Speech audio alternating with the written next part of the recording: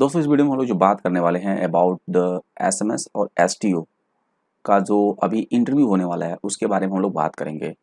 तो इस वीडियो में हम इसके बारे में बात करने से पहले मैं आपको सजेस्ट करूंगा कि हमने ऑलरेडी एक वीडियो बना रखी है अपने चैनल पर, जो कि एआरएस का कैसे इंटरव्यू देंगे, असिस्टेंट प्रोफेसर का इंटरव्यू कैसे देंगे, एसआरएफ का इंटरव्यू कैसे देंगे, आरए का इंटरव्यू कैसे देंगे। इस पे हमने 2 वीडियो बना रखी है। अगर आपने नहीं देखी है तो उसको जाके देखिए, डेफिनेटली वो वीडियो भी आपको काफ़ी हेल्प करने वाली है। तो चलिए अब आते हैं, हम बात करते हैं एसएमएस और एसटीओ के इंटरव्यू के बारे में हम यहाँ पर अब बात करते हैं। तो दोस्तों जैसे ये सब पोस्ट ही आपको दिख रही है कि ये technical, STO means senior technical officer, और एसएमएस जो है कि आपका सब्जेक्ट मैटर स्पेशलिस्ट। इस तरह के आपकी ये जो है जो जॉब है, तो इसका नेचर आपको एज ए टेक्निकल ऑफिसर और सब्जेक्ट मैटर स्पेशलिस्ट इस तरह से करना है। तो जब भी आप जिस पोस्ट के लिए आप इंटरव्यू देने जाते हो उसका नेचर को अंडरस्टैंड करना बहुत ही इम्पोर्टेंट होता है। तो जैसे हमने बता रखा है कि आप एक पोस्ट तो है जो एक्सटेंशन की है और एक ये है टेक्निकल ऑफिसर की, ठीक है। तो अब इन दोनों पहलुओं को आप अंडरस्टैंड करो कि आपकी जो नॉलेज है, जैसे आपने मास्टर कर रखी है, वो मास्टर की नॉलेज कैसे एज ए एक्सटेंशन वर्कर आप अपने आंसर को, अगर कोई क्वेश्चन फ्रेम होता है आपके सब्जेक्ट पे तो आप कैसे फ्रेम कर सकते हो, और एज ए आपको टेक्निकल ऑफिसर कैसे एग्जीक्यूट करना है एक्सपेरिमेंट को, क्या आपने अगर एमएससी में कर रखे हैं, क्या क्या एनालिसिस कर रखे हैं, क्या क्या आपने जो अपनी थीसिस वर्क में कर रखा है, उसकी पूरी बैकग्राउंड, टेक्निकल बैकग्राउंड आपको बहुत ही अच्छी तरह से आनी चाहिए। क्योंकि जब भी आप कहीं साइंटिस्ट के साथ रिक्रूट होते हैं, आपकी पोस्टिंग होती है, तो आपको उस साइंटिस्ट को असिस्ट करना होता है उनके टेक्निकल बैकग्राउंड ये नॉलेज के बिहाफ पे। सपोज मान लो आपको जो है पोस्टिंग हो गई और आपको फील्ड का एक्सपेरिमेंट लगाना है, तो आपकी लेआउट कैसे करोगे, कैसे आपको प्लॉट साइज कैसे डिसाइड करना होता है, फिर कौन से एक्सपेरिमेंटल डिज़ाइन कैसे डिसाइड करते हैं। तो ये सब ओवरऑल जो है आपकी मास्टर में पढ़ाई भी जाती हैं और इसी पर आपके क्वेश्चन किए जा सकते हैं। तो पहला मैं ये बताऊंगा कि जैसे मैक्सिमम ये देखा गया है कि 80% के करीबन क्वेश्चन ऐसे होते हैं जो कि आपके मास्टर के जो बैकग्राउंड होगा या पीएचडी आपने कर रखा होगा उससे उठाई जाती हैं, जो आपके इंटरव्यूअर जो इंटरव्यू लेता है आपका। तो उस एरिया में बहुत ही परफेक्ट रहो, और थीसिस वर्क जिस पे आपने कर रखी है वो थीसिस बहुत ही इंपॉर्टेंट प्ले रोल करती है। आपकी मैक्सिमम चांसेस हैं कि उस थीसिस से ही आपके क्वेश्चन किए जाएंगे। डेफिनेटली 50% से ज़्यादा मैं कह सकता हूँ कि क्वेश्चन जो आपके थीसिस से होंगे। तो आप जा रहे हैं एसएमएस की इंटरव्यू देने के लिए, तो आपकी पहली बात तो कम्युनिकेशन जो है वो बहुत ही स्ट्रांग होनी चाहिए। आप अच्छे से कम्युनिकेट कीजिए। इंटरव्यूअर के सामने जाने के बाद आपको हड़बड़ाना नहीं है।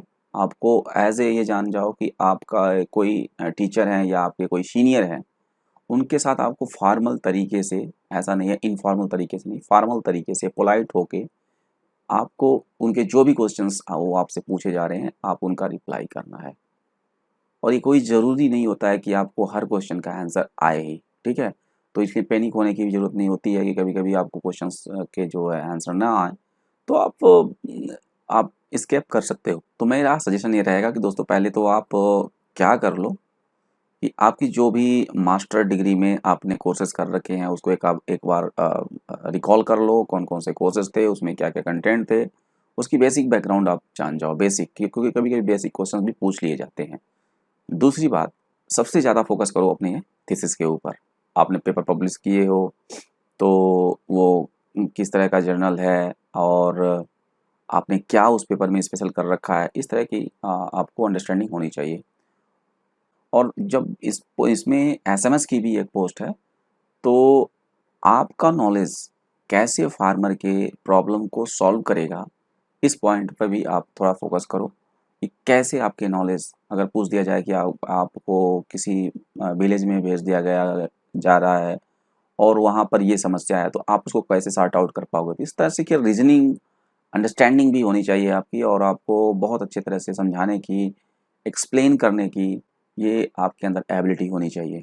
और आपका जब इंटरव्यू पैनल में जाते हो तो आपका पहनावा, आपका कंडक्ट, ये सब भी मैटर करता है। तो ऐसा नहीं कि आप पहनावा ऐसे पहन के चले जाओ, थोड़ा सा जब भी आप इंटरव्यू के लिए जाते हो बहुत ही पोलाइट आपके चेहरे पे पूरी तरह से स्माइल, हल्की सी स्माइल के साथ आपकी एंट्री होनी चाहिए। और जब आप उनसे बात कर रहे हो तो नज़रें नीची नहीं, आप नज़रें उनसे मिला के अच्छी तरह से बात करने की कोशिश करो, ठीक है। तो दोस्तों जो इंटरव्यू है बहुत ज़्यादा लंबा नहीं होता। मैंने भी एआरएस के इंटरव्यू दिए थे, 15 मिनट से ज़्यादा के इंटरव्यू रेयरली होते हैं। तो आपका 10 से 15 मिनट के बीच में असेसमेंट होगा और उसी असेसमेंट के बेस पे आपको जो मार्क्स हैं वो दिए जाएंगे। तो लास्ट में मैं यही कहना चाहूँगा कि जैसे आप याद रखना कि आपकी जो मास्टर कर रखे हो उसका ओवरऑल सब सब्जेक्टों का जो भी आपने उसमें कोर्सेज पढ़ रखे हैं उनकी थोड़ी थोड़ी अंडरस्टैंडिंग कर लो। तो इसलिए बेसिक बुक्स जो हैं उनका रिवीजन कर लो, मेजर फोकस अपने थीसिस पे करो, और जो भी प्रोग्राम जो भी आपने एनालिसिस कर रखी हैं, मेथोडोलॉजी अडॉप्ट कर रखी हैं, कोई भी रीएजेंट कैसे बनाया, क्या उसका वर्क है, कैसे वर्क करता है, इन सबको आप अंडरस्टैंड कर लो। क्योंकि आप टेक्निकल की भी इसमें जो है पोस्ट हैं जिसके लिए आप इंटरव्यू देने जा रहे हैं, तो डेफिनेटली चांसेस है कि वो लोग टेक्निकल बैकग्राउंड से भी आपको क्वेश्चन किए जा सकते हैं। और मैंने बताया था कि इसमें जैसे एसएमएस की भी पोस्ट है, स्किल को भी बहुत अच्छी तरह से असेस किया जाएगा कि आप कितने अच्छे एक एक्सटेंशन वर्कर हो सकते हो। ये टोटली डिपेंड करता है आपकी कम्युनिकेशन स्किल पे, और आपकी जो नॉलेज है वो किस तरह से फार्मर्स की प्रॉब्लम को सॉल्व कर सकती है। इस पे रीजनिंग टाइप के आप प्रॉब्लम बेस्ड आंसर को फ्रेम करने की कोशिश करो अपने सब्जेक्ट के अकॉर्डिंग, और यही सब होगा। लगभग महीने से क्वेश्चन आएगा, और थोड़ी टेम्पोररी जो हैं आपके स्कीम्स हैं और आपके जैसे मैं कह सकता हूँ कि गवर्नमेंट्स की क्या हैपनिंग है, क्या प्लानिंग है। अब जैसे रिसेंटली मिलेट्स के बारे में डिस्कस किया, काफ़ी चल रही है, डिस्कशन हो रही है। तो इन सब चीज़ को देख लो, क्या कॉन्स्टेंट है, क्या इसकी पॉसिबिलिटी है। तो ये जो रिसेंट गवर्नमेंट प्लान कर रही है किसी चीज़ को इम्प्लीमेंट करने के लिए, तो उन पे आपका अच्छे से पकड़ होना चाहिए, जो कि आपका डेफिनेटली एक आध या दो क्वेश्चन पूछे जा सकते हैं। तो डरिएगा मत, इंटरव्यू जो है वो आपका आपके सब्जेक्ट से होगा, आपके नॉलेज पे होगा, तो इसलिए डरने की कोई बात नहीं। इन्हीं सब बातों के साथ अब मैं इस वीडियो को एंड करता हूँ। और ये सब इतना काफ़ी है, ज़्यादा ओवर कॉन्फिडेंट मत होइए, क्योंकि ये भी एक निगेटिविटी की साइन है। तो इन्हीं सब बातों के साथ अच्छे से तैयारी कीजिए और क्रैक कीजिए। All the best.